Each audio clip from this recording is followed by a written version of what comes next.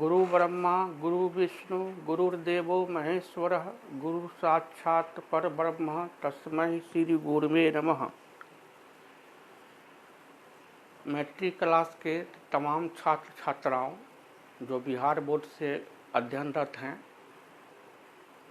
और जो CBSE board से 10वीं कक्षा में अध्ययनरत हैं, उन सभी विद्यार्थियों को बाबू साहब सर जी की ओर से सुस्वागतम।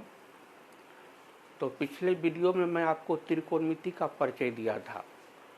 अब मैं चला आया आपके सिलेबस में जो पाठ्यक्रम है।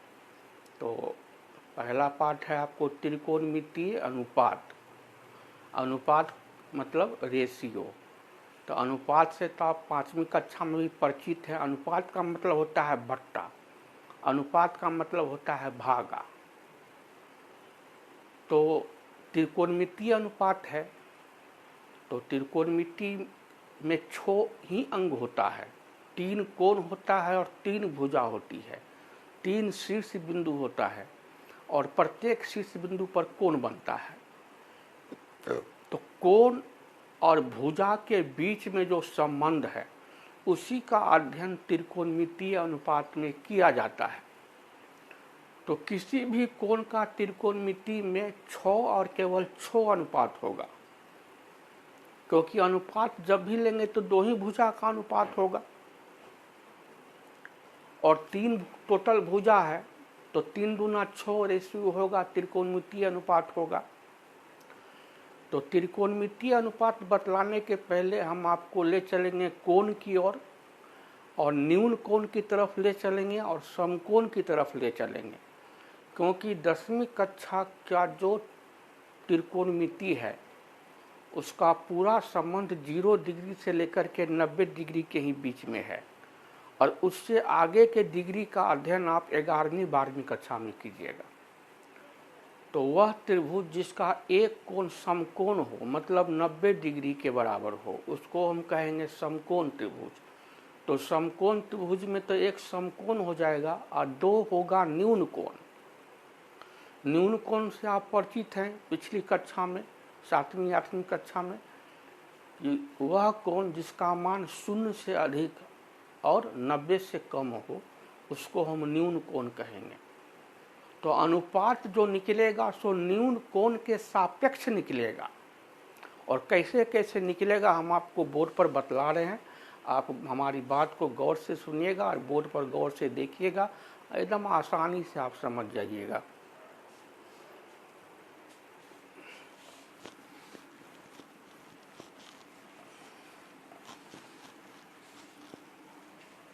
तो मेरा आज का जो चैप्टर है उस चैप्टर का नाम है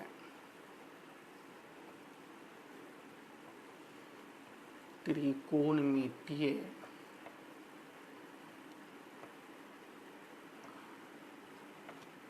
अनुपात।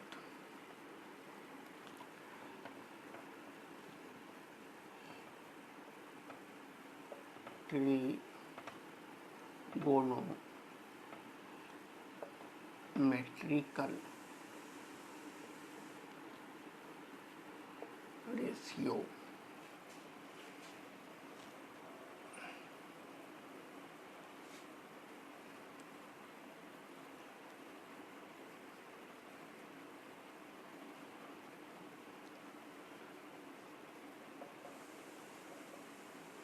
किसी समकोण त्रिभुज में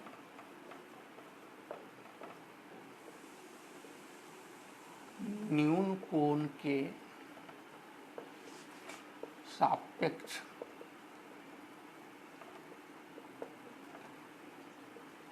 दो भुजा का अनुपात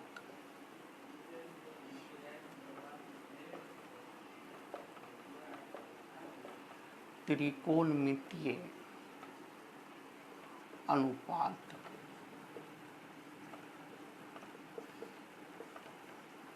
ट्रिगोनोमेट्रिकल रेशियो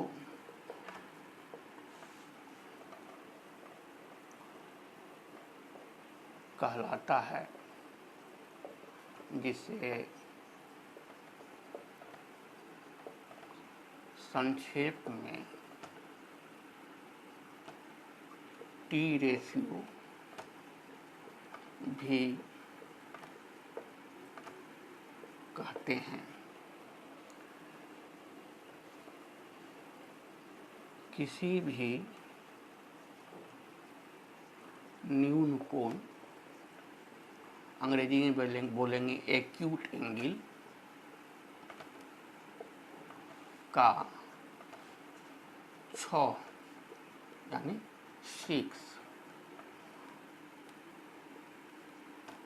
6 और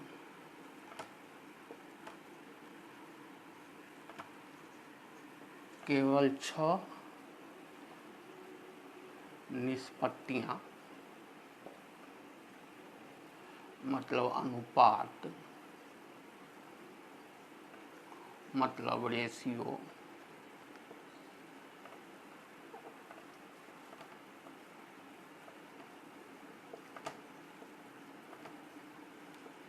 होता है। इसको आप नोट कर लीजिए।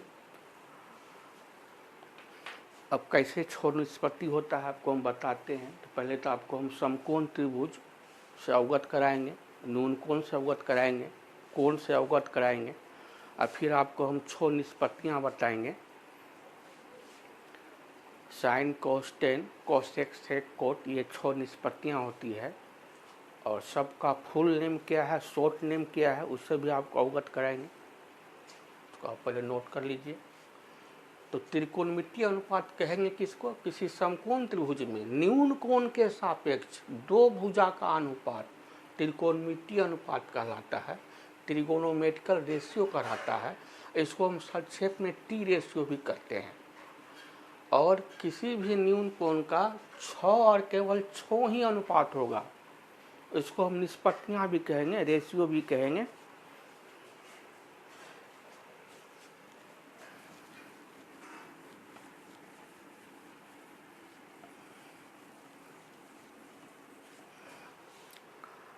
अब आप पहले समझिए कोण।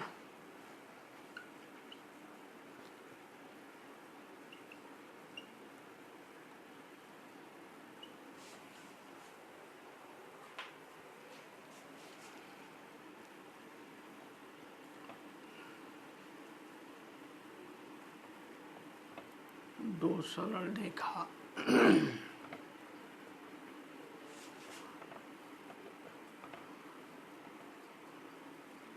किसी बिंदु पर मिलती है तो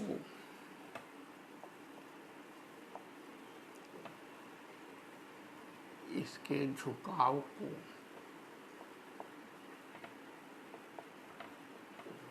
कोण यानी कि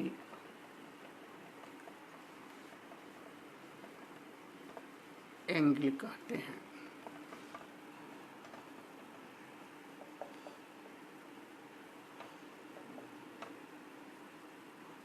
जिस बिंदु पर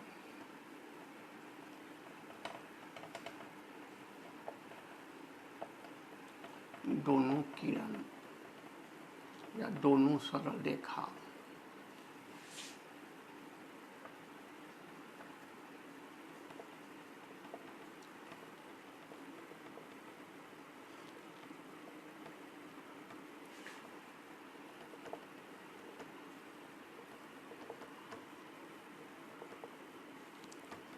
मिलती है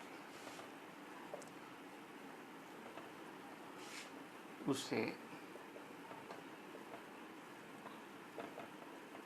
शीर्ष बिंदु, अंग्रेजी में बोलेंगे वर्टेक्स,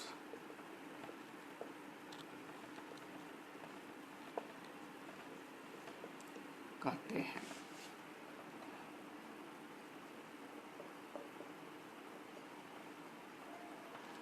आरंभिक भुजा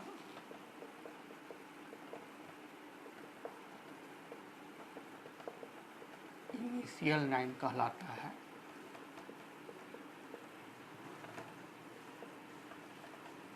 तथा दूसरी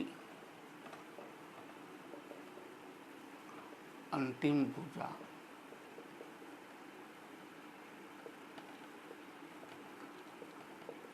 टर्मिनल लाइन कहलाता है, जिसके घूर्णन या कहिए परिभ्रमण मतलब टर्मिनेशन से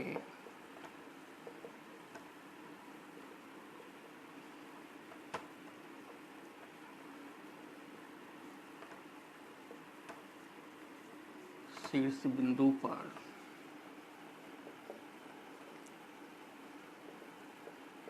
कोण बनता है। और फॉर एग्जाम्पल आप देख लीजिए,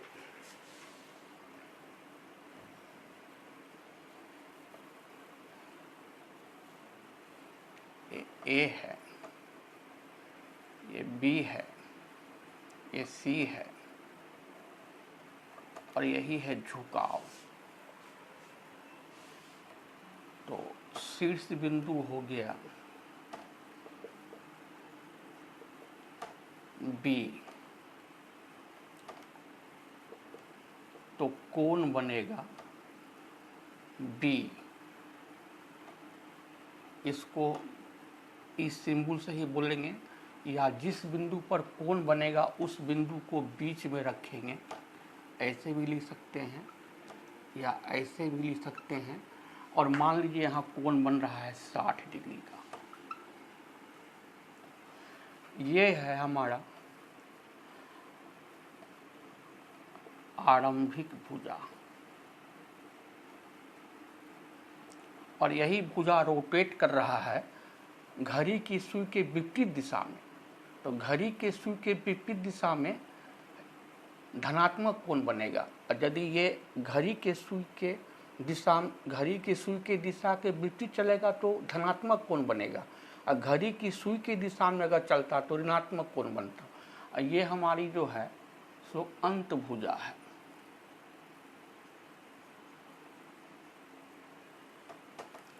ये BC जो है हमारी आरंभिक भुजा है,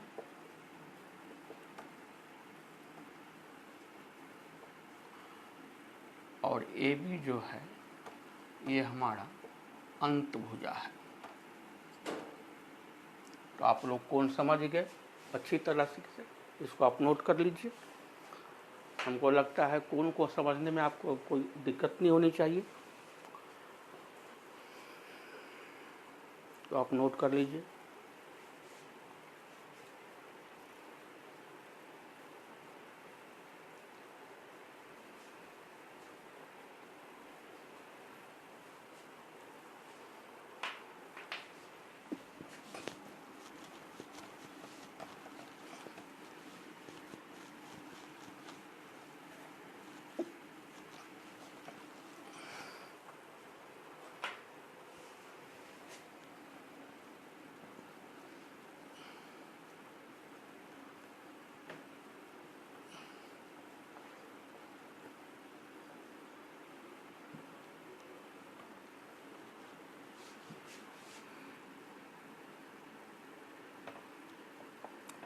वह कोण जो 90 डिग्री के बराबर हो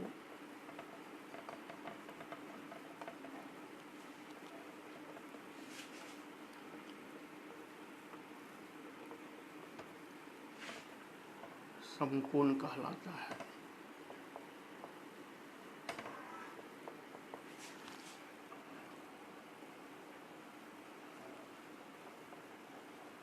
न्यून कोण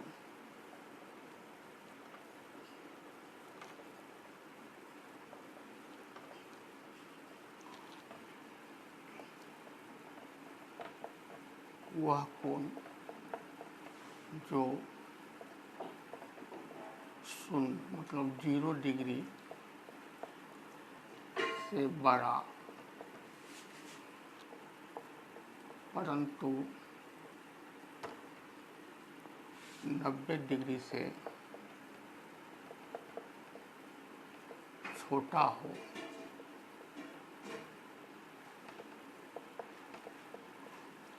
न्यून कोण कहलाता है।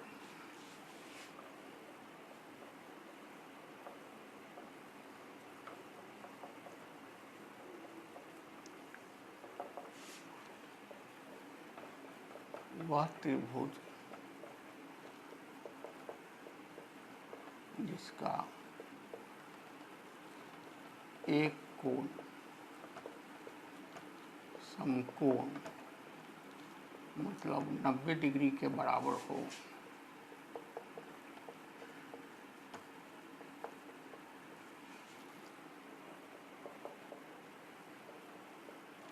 समकोण त्रिभुज रेक्टेंगल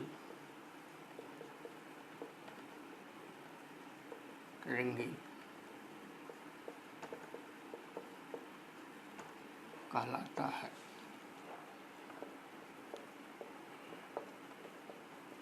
समकोण की सम्मुख, सम्मुख मतलब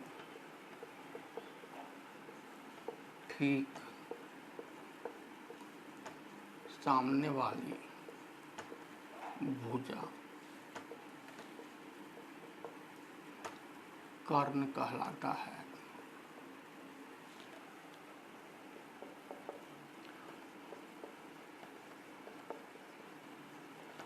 समकोण बनाने वाली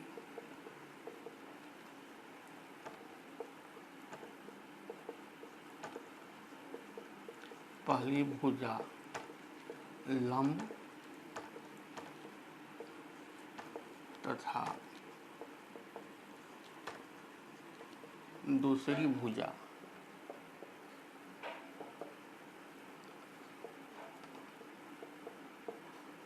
आधार कहलाता है।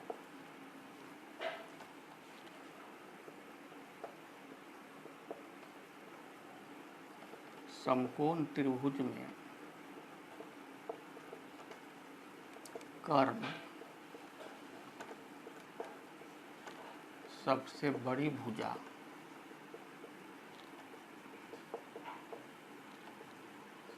होती है। तो कर्ण को हम अंग्रेजी में बोलेंगे हाइपोटेनस।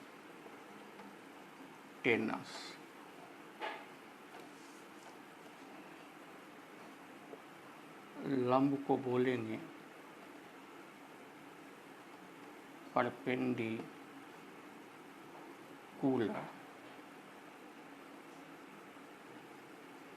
और आधार को बोलेंगे बेस। इसको शॉर्ट में बोलेंगे H, इसको शॉर्ट में बोलेंगे P, इसको शॉर्ट में बोलेंगे B। आप इसको भी नोट कर लीजिए।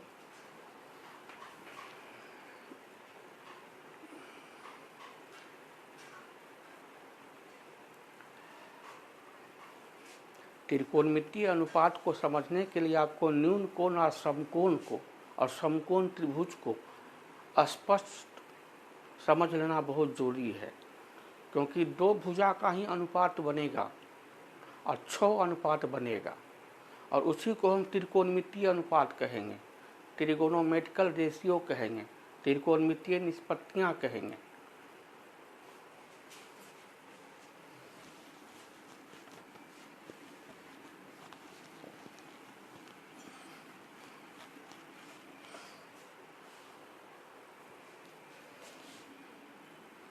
देखिए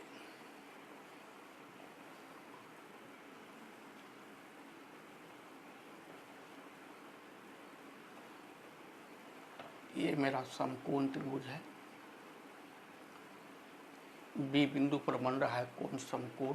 तो इसके ठीक सामने वाली भुजा ये कर्ण हो गया और ये 90 डिग्री का कोण बन रहा है भुजा BC और भुजा AB के मदद से। तो समकोण बनाने वाली पहली भुजा लंब और दूसरी भुजा आधार कहलाएगा।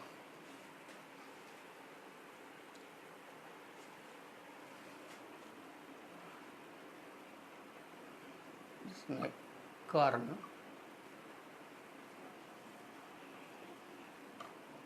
हाइपोटेनस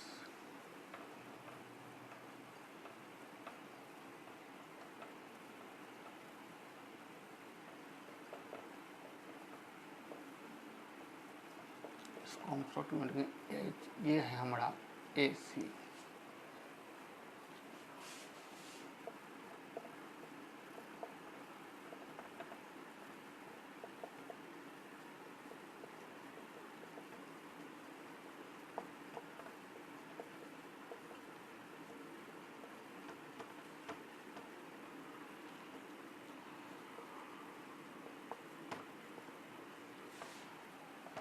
ये 90 डिग्री के ठीक सामने वाली भुजा है।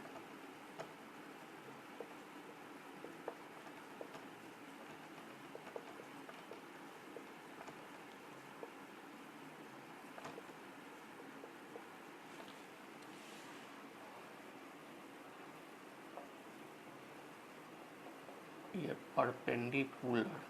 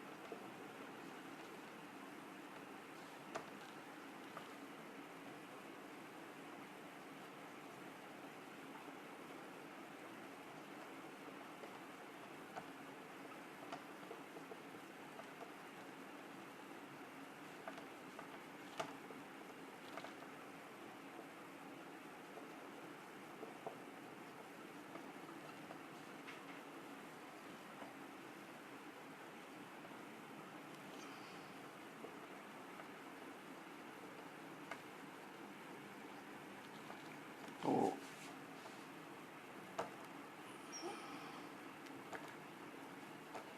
यही त्रिभुज का 6 अंग हो गया।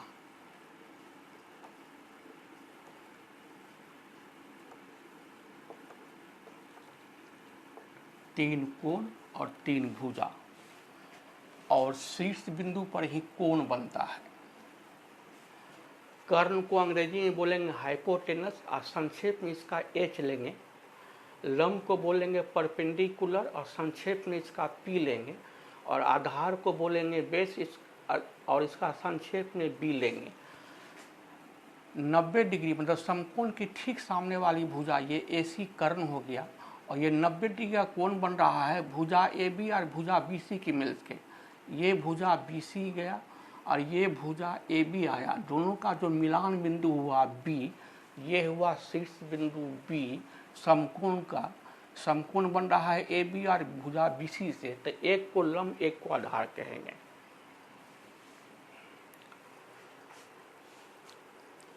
अब हम आपको अगले वीडियो में ले जाएंगे, है ना, 6 अनुपात पे, तब आपको पूरा क्लियर हो जाएगा। आपको न्यून कोण और समकोण और त्रिभुज का 6 अंग ये बतलाना हमको जरूरी था। Sine A, cos A, tan A, cosec A, sec A, cot A को बतलाने के पहले ये बतलाना जरूरी था, नहीं तो आपका कॉन्सेप्ट क्लियर नहीं होता। तो अगले वीडियो में हम आपको 6 निष्पत्तियाँ को लेकर के आएंगे, और आपसे अपील है कि हर बताए गए टॉपिक को आप अपने रफ कॉपी में अवश्य प्रैक्टिस कीजिएगा। रियाज आपको करना ज़रूरी है। एक बात हमेशा ध्यान में रखना है कि there is no substitute of hard work. कठिन परिश्रम आपको करना ही होगा अच्छी उपलब्धि के लिए। तो आप लोगों को बहुत बहुत आशीर्वाद। हमारी बात आपको जांचे, रुचे, रोचक लगे, लाइक ज़रूर कीजिएगा। लाइक करके सब्सक्राइब प्लीज़ ज़रूर कीजिएगा और घंटी बजा दीजिएगा। इससे हमारा भी मनोबल बढ़ता है, हमारी बात अधिक से अधिक विद्यार्थियों के पास जा सके। तो अपने दोस्त रिश्तेदार को भी फॉरवर्ड कर दीजिएगा। सब्सक्राइब करना लेकिन मत भूलिएगा, ये हमारा अपील है आप लोगों से। आप लोग स्वस्थ रहिए और मस्त रहिए। बहुत बहुत आशीर्वाद।